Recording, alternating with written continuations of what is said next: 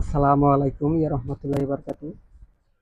আগামীকালকে রাত্রে আমরা কিছু কেনাকাটা করছিলাম বাজার থেকে। কিছু কাপড় কিনছিলাম, কিছু পাঞ্জাবি, তারপর কিছু লুঙ্গি।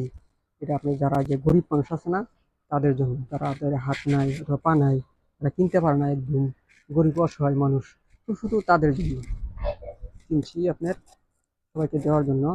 আর বিষয় হচ্ছে আপনার, আমি তো আসলে অত কোটিপতি না, শিল্পপতি না, আমি সাধারণ একটা মানুষ, কাজ করি, ভাত খাই, এখানে কিছু টাকা সঞ্চয় করি গরিব মানুষকে দেওয়ার জন্য, গরিব মানুষকে উৎসাহ দেওয়ার জন্য। আমার কাছে খুবই ভালো লাগে এই কাজগুলো করতে।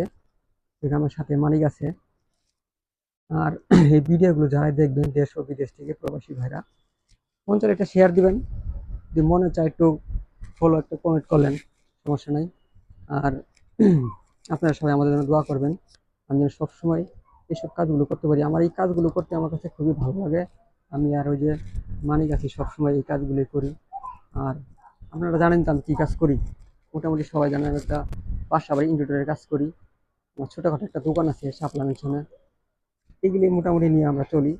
দেখ, আমি এখনো কেনাকাটা করি নাই, অবশ্যই যে কিছু গরিব মানুষের জন্য কিছু হালকা পাতলা কিছু কেনাকাটা করছি, আপনারা সবাই দোয়া করবেন।